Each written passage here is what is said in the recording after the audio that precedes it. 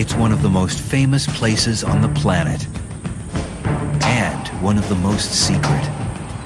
Millions know of its existence, but few know its real purpose. Startled observers tell strange tales of bizarre lights shooting across the night sky, frightening noises erupting from beyond the sound barrier, and even encounters with life forms from beyond the Earth's grasp. From deep within its borders, the government denies this place even exists. But now, a determined team of expert investigators is hell-bent on finding out the truth. What are they hiding? Who are they protecting?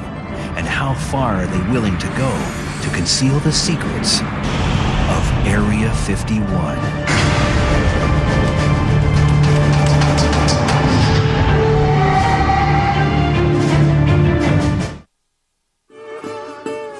The thing that makes it interesting is they deny that it's there.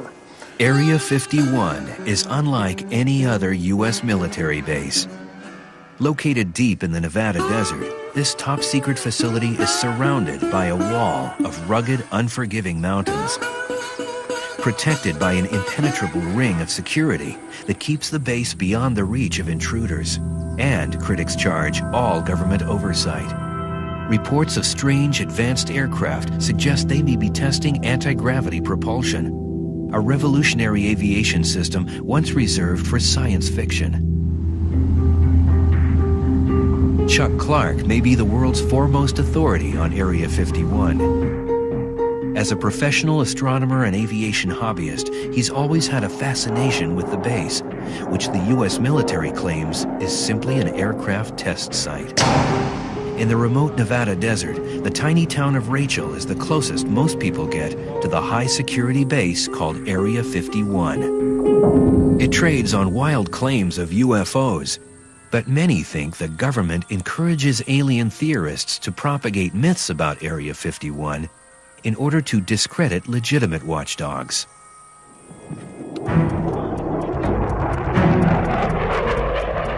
Chuck Clark makes this his home base for watching and documenting any and all activity that comes from the base. Today, he's meeting with the team of experts he's assembled to spend 24 hours using any legal means for the most intensive in-the-field investigation ever launched into the true nature of this legendary base. Their mission, to launch a 24-hour, round-the-clock, up-close investigation of Area 51 and discover what the government is hiding inside the walls of the world's most top-secret military base. This is Area 51, guys. This is a satellite image of the base. Sort of gives us an overall view of what's out there. Each man brings with him a unique base of knowledge and skills. Guy Norris is an award-winning military aviation reporter. He's been studying top-secret airplanes and air bases his whole career. I think the interesting thing is from an FAA chart, as you can see, there's absolutely no indication whatsoever of any runways at all on the map within that restricted area. So obviously on the map itself, as far as the rest of the world is concerned, there is no runway here, although quite obviously the reality is very different. Military communications specialist Bob Grove has been studying the base's radio system. There are several hundred frequencies active out here. I brought a scanner out, going to do some listening and see if these are really as active as they seem to be. Private Detective Mike Johnson has already been on the case. The security measures are far more than just the remoteness and it's being so desolate and out in the middle of nowhere. He knows that at any high-security military base, guards are well armed, and at Area 51, they are ready to use deadly force if anyone breaches the perimeter. To really observe the working of the base, they must split into two teams. All right. Team 1, electronic surveillance. Mike and Bob will circle the base's perimeter, checking out the elaborate security system up close. They'll try to watch the people who will be watching them, and using radio scanners, they will go beyond the barbed wire and guardhouses to eavesdrop on Area 51. Team number 2, visual surveillance. Chuck will lead Guy to the top of Tikaboo Mountain. It's the only vantage point of the base that hasn't been taken over by the military. Chuck will aim his astronomical telescope not at the stars, but at Area 51. For Chuck, this trip is the most important of dozens he's made to photograph Area 51 and its operations.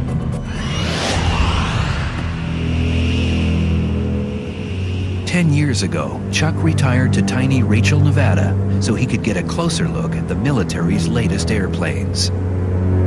But the more Chuck peered beyond the walls of Area 51, the more he saw that the base was operating according to its own rules, under separate command, out of view, and above the law.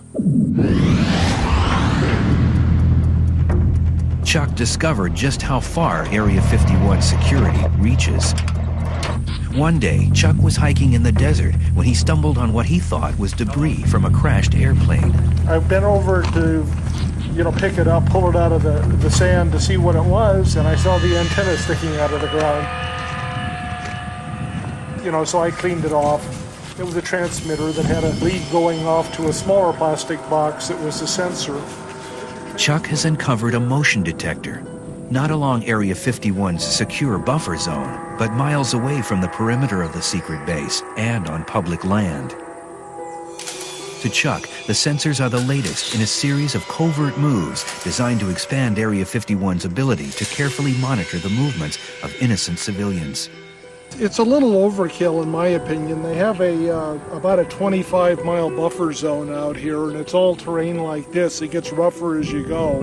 Why they have to put stuff outside the line, it escapes me. I found them over in the next valley, as far as 8 miles outside the line and a mile from Highway 375. Determined to expose the military scheme, Chuck enlists the help of award-winning investigative journalist George Knapp. It took us about half an hour to find the first sensor. 5 minutes after that, we found the second one. See, there's your transmitter right there. And we'll come around here. And right here will be the time delay unit. And you'll see it's clearly marked U.S. government property. In all, the two men discover over a dozen sensors, all set up to transmit information back to Area 51. Retired astronomer and desert rat Chuck Clark keeps an eye on the top-secret base known as Area 51. When George Knapp's story hits the air, Chuck is on the move. Chuck has discovered a way to breach the barbed wire and penetrate the ring of security to get inside Area 51 without getting arrested. But it means he has to travel 500 miles to Denver, Colorado. Inside this nondescript building is advanced technology originally developed by the military that runs Area 51. Now Chuck can turn the tables and get an insider's view of the secret base. Space Imaging is a company that owns and operates ICONUS, the world's first commercial high-resolution satellite. ICONUS circles the Earth every 98 minutes, beaming back aerial images so precise it can even pick out the building that funds Area 51, the U.S. Capitol. So Chuck, what's your interest in Area 51? I moved out there about 10 years ago, and whenever I wasn't photographing the stars in the heavens, I pointed my big lenses at the base. Ooh, I'm sure they love that. Oh, they loved it. Using the ICONUS aerial photos, the team at Space Imaging is able to assemble an accurate 3D model of Area 51. The U.S. government may not like Chuck, but they can't stop Space Imaging from giving him his first real peek inside the ultra-secret base. Oh, boy. This is Area 51, built with our ICONUS imagery, and then we're able to fly through with this software. That's fantastic. I have photographs that I've taken showing the fronts of these, but I've never seen this building. And I did notice some sand on the runway, so I wasn't sure if there hadn't been something that had landed there recently, or maybe the aircraft began landing right about here. Maybe that dust is just painted on for deception too. These are you know, some nefarious people that are running this place, and they might think of something like that. Yeah. Is this public information? I'm sort of, you know, little brother watching big brother. You watch mundane things long enough and you figure stuff out. The security as tight as all the rumors I've heard and what I've seen on TV? Well, it's probably tighter. The security has sensors that are set up miles outside the perimeter, and so they're out there watching you long before you get anywhere near the line. Whoa. I'm not going to disappear after this show. Probably, but... In Denver, Chuck's mission is accomplished. He quickly hits the road again, determined to share his findings with the rest of his team. But while Chuck was getting his glimpse inside Area 51, the federal government was already striking back, as he's about to learn the hard way. I got a call from a friend of mine with the FBI who said, "What the hell are you doing up at Area 51? Something heavy was going to come down real soon. Something bad for Chuck."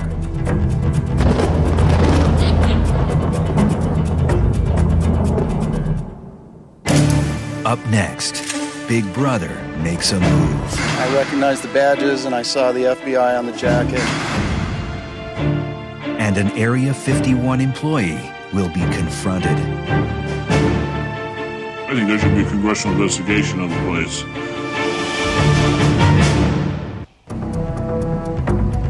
In the remote Nevada desert, Area 51 is a secret military test site. It sits protected from prying eyes by a 25-mile buffer zone, mountains, and an inhospitable terrain. Two teams of investigators are on a stakeout, documenting everything they see and hear. If all goes as planned and base security doesn't interfere, they'll reconnoiter 24 hours later. Team leader Chuck Clark and military aviation expert Guy Norris will set up camp on a mountaintop, armed with a telescope and camera. We seem to be completely in the middle of nowhere, so... We're 22 miles into the backcountry here. This is the easy part. They still face a 2-hour climb up the sheer face of Tikaboo Peak. Wow, so that's how high then? That's around just a few feet below 8,000. We're roughly at 7,000 right here. So we're really on our own out here, aren't we? Yeah, you're on your own. You could be in a whole bunch of trouble up here if you broke a leg or something. Chuck Clark knows what trouble is. Since George Knapp's broadcast of Chuck's discovery that Area 51 security was hiding motion detectors outside its legal perimeter, the Men in Black decided to teach Chuck a lesson. While Chuck was immersed in space imaging's model of Area 51, the feds were swooping down on his desert home. FBI agents have confirmed that a search warrant was served last night on the home of a self-described military watchdog in the tiny town of Rachel, near the mysterious Area 51 military base. It's an exclusive story you will only see here. We've learned this action was initiated by the Joint Terrorism Task Force. The search warrant remains sealed, and the FBI won't say what was seized from the home of Rachel resident Chuck Clark. Well, I was just driving over to Dave's house, and I noticed that there was a whole bunch of guys standing around over at Chuck's. Bill Whiffen lives down the road from Chuck Clark and knew he was out of town. At first, he thought Chuck was being robbed, so he grabbed his camera and started snapping. The men and women you see are members of the Joint Terrorism Task Force. There was about 10 cars and a lot more than 10 people there. I recognized the badges and I saw the FBI on the jacket. I got pictures of them making boxes, going in and out, and I got one of the hard drives coming out. As Chuck returns to Rachel and his home, he has no idea what has happened. Let's see. Oh, that's weird. For Chuck, his work, his privacy, his security are all suddenly gone. He finds the warrant and an invoice of confiscated items waiting on the dining room table. District Court search warrant, and they've got their card. And I guess that's an inventory. Let's see here. U.S. District Court search warrant. Ooh, Nevada Joint Terrorism Task Force. That's impressive. Every inch of Chuck's place has been thoroughly searched. Basically, they took a whole list of stuff. Scanners, radios. They took 6 floppy disks, 15 CDs, Area 51 photos, film negatives, 2 photo albums. They took the monitor. I don't know why the hell they take a monitor. What information is in a monitor? Took the phone. Word spreads quickly. Calls come from friends and neighbors. Hello? Oh, I understand some feds visited my place while I was gone. No, I haven't been disappeared yet. That'll be tonight. I'm doing things I know they don't want me to do, but I'm not doing anything illegal. You know, I think they resent the fact that we're starting to publicize their sensors on public land. Now, the message they were trying to send to him was knock it off. I know what I can legally get away with, and I know what I can't get away with, and I push it right to the edge, but I don't go past that edge. And that's what's got them so irritated, that I'm not intimidated by them. I get right in their face with the camera lens. Aware that the government is investigating Chuck, his other teammates, security expert Mike Johnson and audio expert Bob Grove, take up their part of the mission. They are just 2 miles from the rear entrance to Area 51, and they're certain that security can see them coming. There's several ways that they can sense, of course. I'd imagine they're listening to us right now. Well, it could be. They're certainly watching us, but Yeah. I'd imagine they're listening pretty close. Fence line right up there.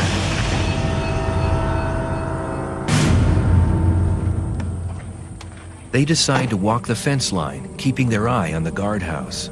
Let's see what we've got down here. There's some type of sensing unit on that fence right there, that white box. Could be, could be. Take a look and see what that is. Security is well aware of them. That's far enough from me. Yeah. Let's check the other side of the road, see if there's anything there. From 100 yards away, they get their first glimpse of the private security force contracted to guard Area 51. Known to insiders as the Camo Dudes. So called because of their desert camouflage uniforms. Bob and Mike want a closer look, but they know one step over the line would put their mission in jeopardy. This is not the time to test the boundaries. I don't want to end up in jail. Yeah. Mike and Bob make a quick strategic retreat.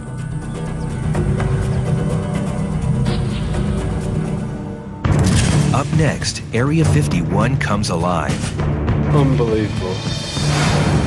And we go inside Area 51 with Mr. X.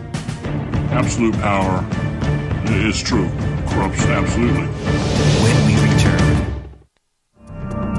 2 crews of renegade researchers battle fatigue in the harsh desert environment.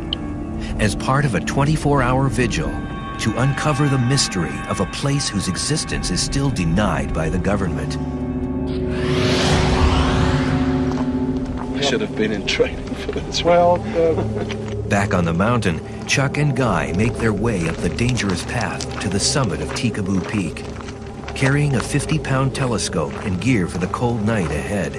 the first half mile here up to the first ridge is killer. It's steep and loose. And it gets steeper as we get higher. Their destination, the only available view of Area 51.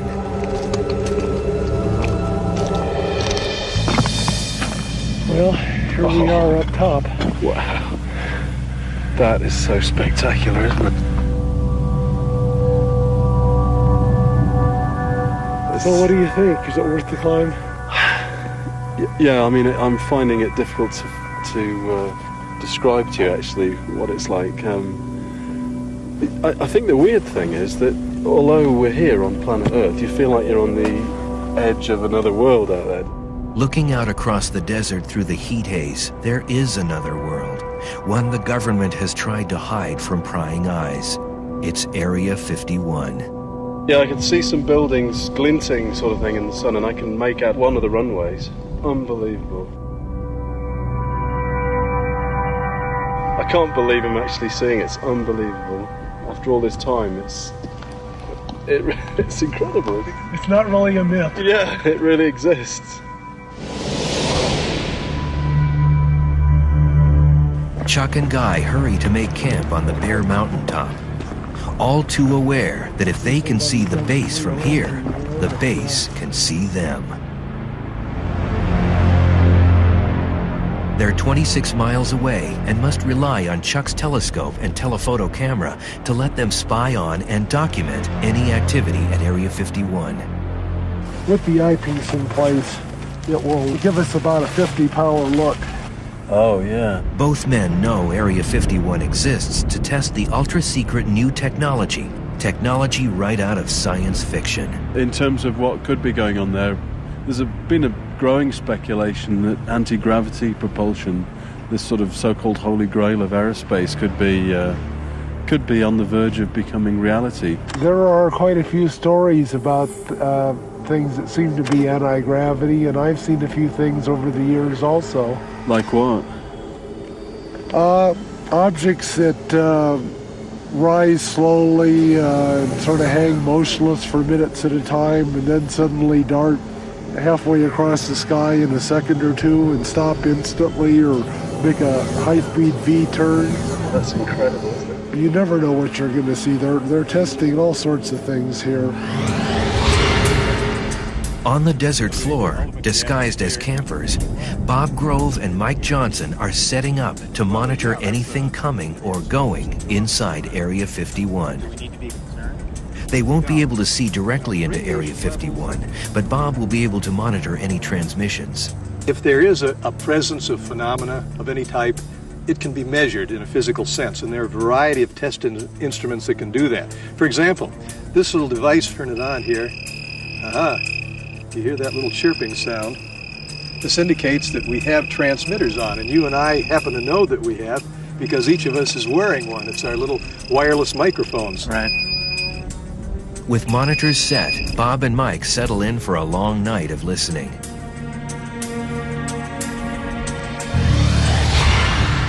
At the top of Tikaboo Peak, team leader Chuck Clark and aviation reporter Guy Norris move the telescope into final position. When something happens, if something happens, they'll only have seconds to react. It's a moonless night tonight, right? So that's better for the chances, the potential chances of something happening. It increases the potential chances. They don't want a chance silhouetting against the moon, so the less moon there is in a night, the more likely they are to test. It's almost 2 a.m. Electronics specialist Bob Grove and security expert Mike Johnson are encamped just outside the base's border. If the signal comes on, it will make us. Bob's high-tech radio equipment will monitor any ground or air activity at Area 51. Stay out there. And if I want to monitor that, we're particularly interested in looking for signals that pop up in this frequency range because this is a federal government range. One is in the 160 megahertz to 170 megahertz range. And then we go a little bit higher, where military aircraft in the 225 to 400 megahertz range. What they hear is the actual sound of Area 51. 6-5 on Fox 4. Bob adjusts the frequency. What's that chatter that we're hearing there on the radio? That's security. Okay. Talking about us? Could be. Mike and Bob suspect they're being monitored by Area 51 security. They will ride out the night waiting to see if they'll be hassled by the legendary security team.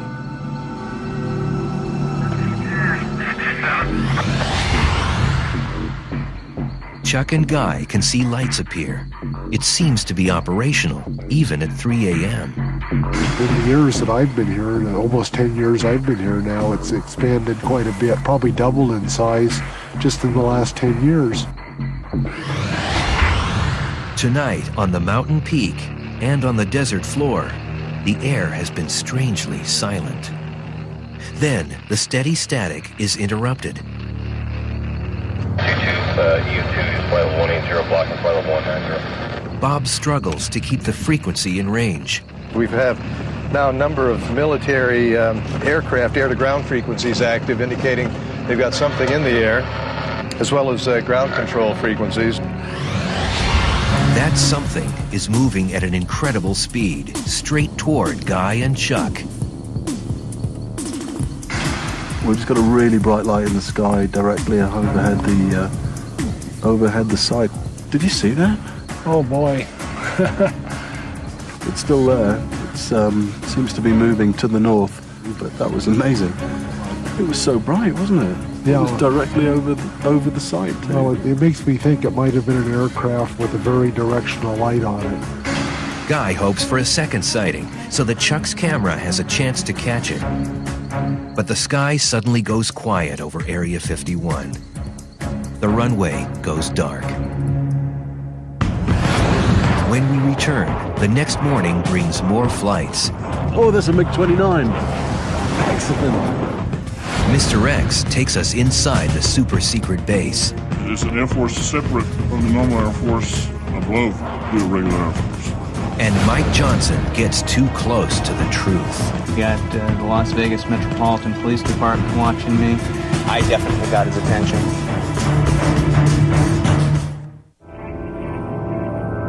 It's 5:30 a.m. As the dawn breaks, Chuck and Guy use the telescope to view the base one final time before the heat haze obscures the image. There's the control tower on the left of that little higher hill in the center.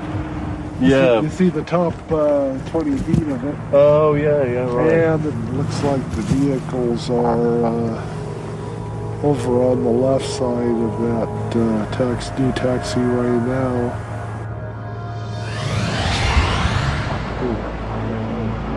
For Mike and Bob on the desert below, Here it comes. 15,000 feet above their heads, Area 51 comes alive. Guy hears it too. Sounded like there was something in the air over there, Chuck. It could be a B-2 bomber. They practice refueling around dawn and then stay in the airspace for a couple hours out here. Guy can't believe his luck. The B-2 is not alone, and it has some surprising company. Oh, there's a MiG-29. Excellent. He's turning that way. Although America is no longer in a Cold War with the Soviets, for some strange reason, it's still fighting their aircraft here at Area 51.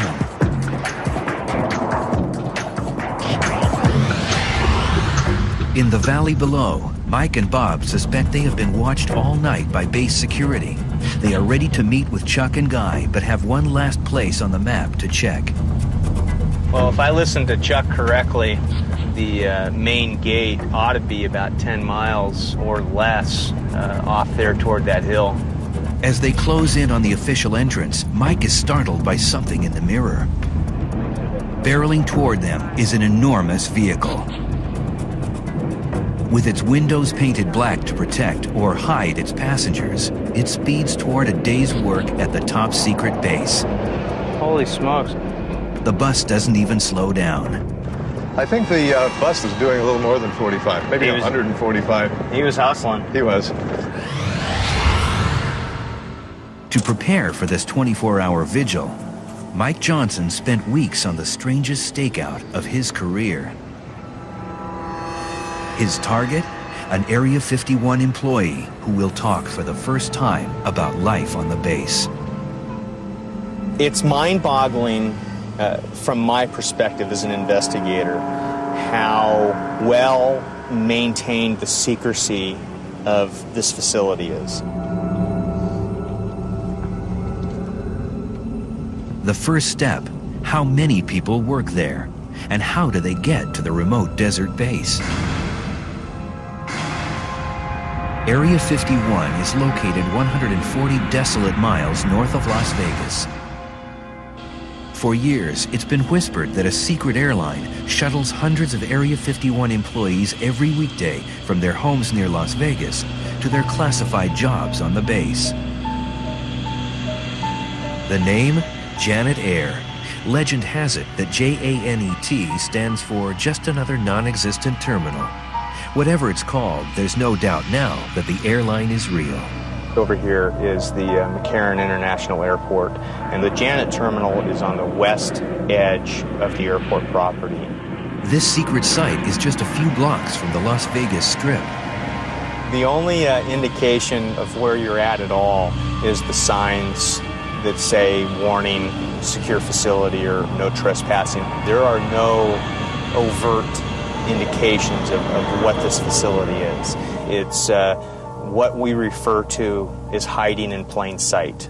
During his stakeout, the first thing he notices is something that Janet airplanes don't have. There is no identifying markings on those aircraft with the exception of the tail number. All aircraft have a tail number with the exception of military aircraft, which would indicate to me that they are privately held aircraft. Using his investigative skills to run down the tail number, Mike knows these planes are owned by EG&G, a huge government contractor. One of the Janet flights just loaded up, moved out onto the tarmac, and should be taking off here any second. They typically don't leave them in the holding pattern too terribly long. They get them out onto the active runway and get them out of here pretty lickety-split.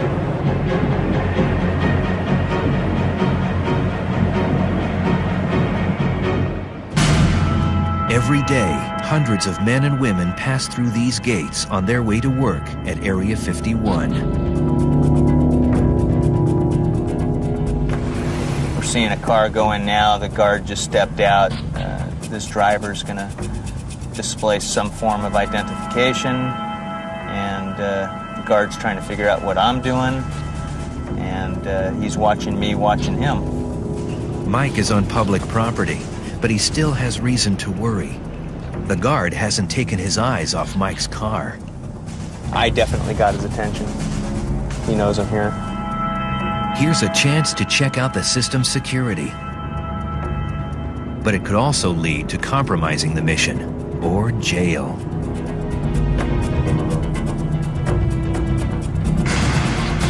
Here's the white security pickup truck. Got Janet Terminal Security watching me. I've got the Las Vegas Metropolitan Police Department watching me. And I'll be stunned if a marked or an unmarked unit doesn't come up and try and ID me here any second. The net gets tighter on the ground and in the air. Here's a helicopter overhead. The best way to continue the investigation is to get away fast and come back when things cool down. Coming up next, the 24 hours are almost over. No trespassing beyond this point. Photography of this area is prohibited. Mike Johnson is hot on the trail of an Area 51 vet. Lives were put at risk just to keep the nature of this place secret. Time is running out, but Mike and Bob know they're close. I see orange markers on the hillside there, and that's what Chuck said delineated their boundary. When there's some type of unit sitting up there, and here's the boundary right here. Yeah, there we are. This is as far as I want to drive. This humble stretch of road is one of the most secure spots on the planet.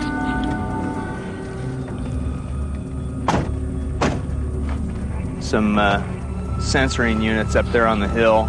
Looks like it, yeah, the big one on top especially. People who have crossed this line have been arrested, interrogated, stripped of cameras, phones, even their clothes.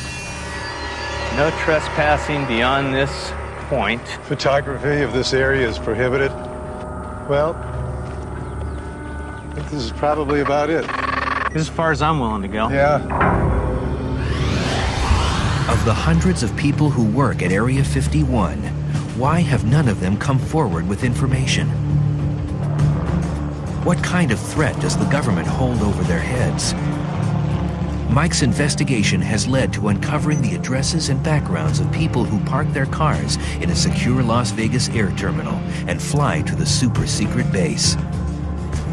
Now it's time for him to take the next step and reach out. An unmarked black SUV pulls out of the gate. This could be the opportunity of a lifetime. I spent a couple days out here, and I watched the activity. I was able to do some research and find out the owner of the vehicle is an employee of the test site.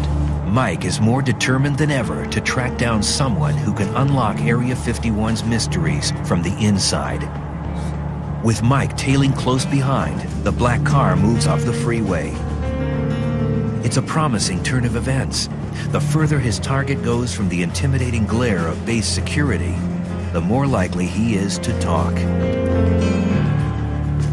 I don't have a clue what leverage the contractor or the government uses, but man, they must sign their life away. It's phenomenal how well kept the secret is.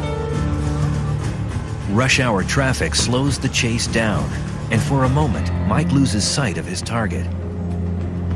The car I'm following is at least a quarter mile ahead of me right now. Mike manages to pick up the trail again. Now he weaves between vehicles, staying close enough to keep a constant watch on the black SUV, while being careful not to blow his cover. Our guy is still up in the #1 lane. Let's see how lucky I can get. The chase moves from the freeway to city streets and begins to draw to a close in this slow-paced suburban neighborhood. These people are your average middle class, upper middle class folks. They're your next door neighbor, the parents of your children's best friend. They just happen to have a super secret job. We'll see what happens here and then go knock on the door.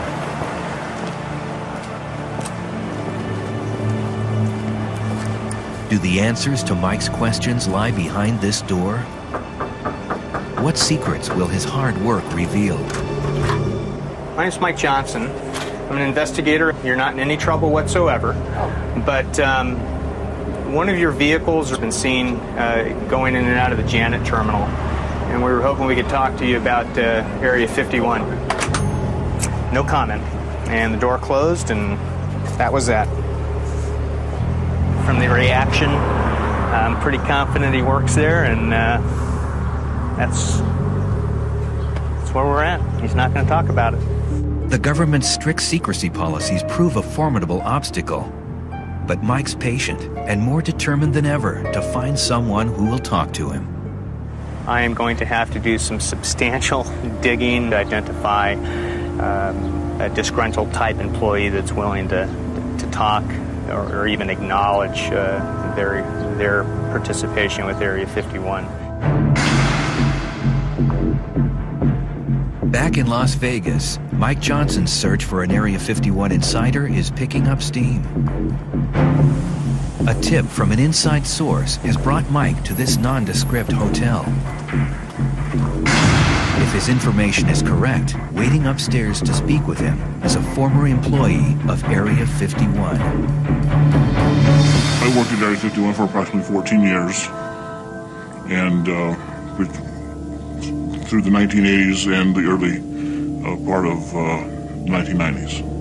Success. The man is apparently willing to talk, but only if his name is not used, his face hidden, and his voice disguised. Lives were put at risk, careers were jeopardized or terminated just to keep the nature of this place secret. Mike spent hours and hours staking out Area 51's commuter airline, Janet Air. Here's someone who flew it 5 days a week. After you'd arrived at McCarran, you were to go park your vehicle, walk inside the terminal where you would surrender your baggage to ensure that you weren't carrying any tape recorders, cameras, things of that nature. Mr. X confirms the accuracy of Chuck Clark's satellite 3D model. This is the base he worked on. That is absolutely correct. Absolutely right. Mr. X says fear, more than anything, pervades every aspect of life and work on the base. Security for the personnel was far greater than what you see on the outside. If you made a call home, you had to be very careful as to what you said to your wife or your children, as to divulge where you might be, when you might be coming home, what method of travel you might use. What sort of work warrants this kind of secrecy and security? It's a test facility for experimental aircraft. Simple as that. The United States has projects that are deemed classified for one reason or another, and they are tested and proven at that particular location. But Mr. X says Area 51 is unlike any other Air Force base. It's an Air Force separate from the normal Air Force, absolutely. And the attitude of the individuals up there is, yes, we are not the regular Air Force. We're somewhat above the regular Air Force. He says those who run Area 51 regularly risk the lives of their own workers. Absolute power is true, corrupts absolutely. And these individuals up there are definitely operating, like the apocalypse now, operating without any decent human restraint. They're on their own mission. Moreover, Mr. X says anyone who challenges that mission is dealt with swiftly. This individual that I knew expressed grave concerns over personnel being exposed to toxic chemicals, hazardous waste, if you will. He was told that basically the project was behind the curve. They needed to expedite its completion, and that kind of information would be kept from those personnel. And when he challenged that, he was dismissed, removed from the base. Mr. X is well aware of the risks of talking, but he says that unless the truth comes out, corruption could very well destroy the base's very real military functions. I think there should be a congressional investigation of the place.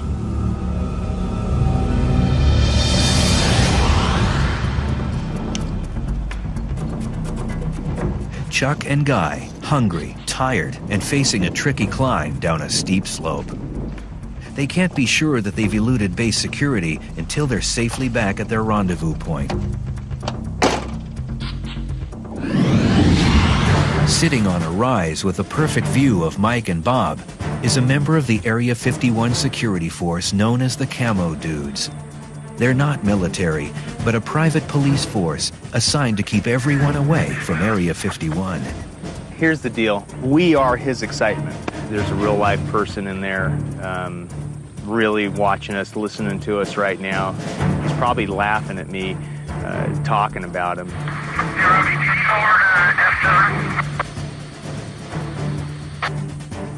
Still a lot of activity on the security channels. Well, I think we've seen just about all we're going to see here, and I'm not willing to go any further. Yeah, I don't think we should tempt fate. With security definitely alerted to their presence, they know it's time to leave and meet up with Guy and Chuck.